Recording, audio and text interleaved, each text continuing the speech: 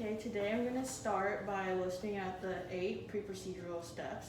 So I'm going to look at the patient order, gather my necessary equipment to check vital signs. Then I'm going to wash my hands. I'm going to introduce myself, identify the patient with 2 identifiers, their name and date of birth. And I already offered them privacy by closing the door when I came in. And I'm going to explain the procedure. I'm going to assess their pain and take their vital signs. And then I'm going to raise the bed to the proper height. Okay, so first I'm going to assess your pain. So we're going to use the PQRST method. So for P stands for provocative / palliation. So what were you doing when the pain started, and what makes it worse or better? I was having my breakfast after my morning run. Standing makes it worse and sitting makes it better. Okay. And then next is Q, which is quality of pain. What does your pain feel like? Is it sharp, stabbing, throbbing? The pain feels like an achy cramp.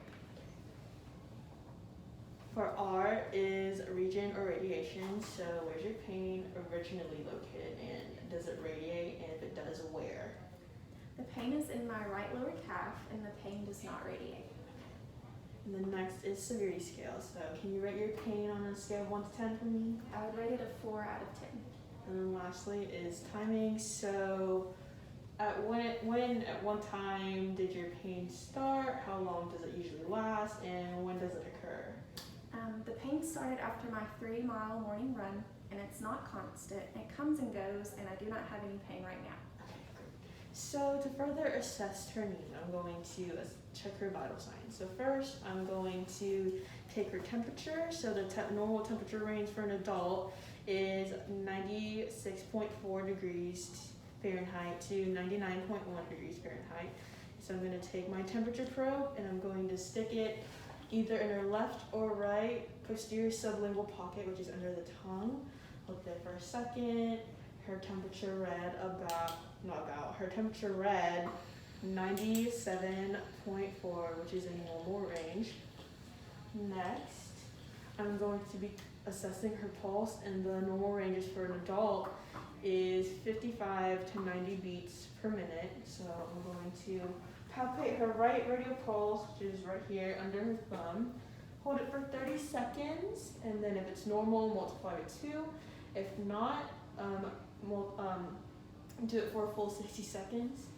And then for the respirations, we're gonna leave our fingers here, and then we're gonna also count for 30 seconds, watching the patient's chest rise and lower. And if it's normal, multiply by 2. If it's not, assess further for a full minute. And then for the pulse ox rates, we're gonna put on their index finger, leave it there for a minute. And the normal pulse ox is above 95, and hers is 97%, which is normal. And also the respiration ranges for an adult are 10 to 20 breaths per minute, and hers was 15, so hers is within normal range. And lastly, I'm going to take her blood pressure. So first, I'm going to palpate her brachial artery in the antecubital space. So once I find that, I'm going to place the blood pressure cuff. We're going to make sure that it is the appropriate size. And it is. So we're going to place it about 1 inch above the antecubital space. Put it on snugly, but not too tight. And then check if there's enough space. Make sure the patient has their legs not crossed and their arm about above their heart, and make sure they're not talking.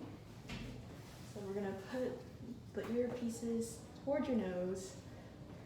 Take the diaphragm of the stethoscope, put it on the brachial artery. Check for blood pressure. Blow up the blood pressure cuff from the first reading I got in the first step of the 2-step technique.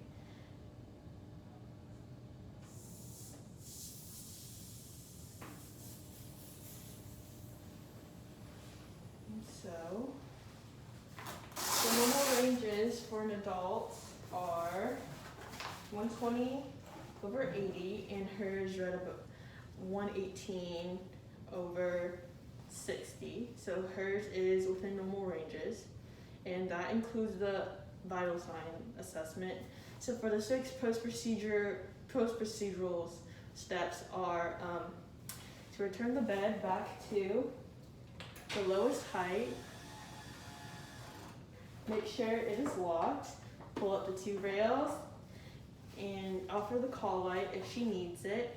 I'm going to assess for further pain in her leg. Tell her to elevate it. And I'll come back in about 30 minutes, and then I'm going to go document while she's waiting. And then while I'm leaving the room, I'm going to dispose of my PPE, disinfect any equipment used for my vital sign assessment, wash my hands, and keep further documenting any pertinent information. Thank you.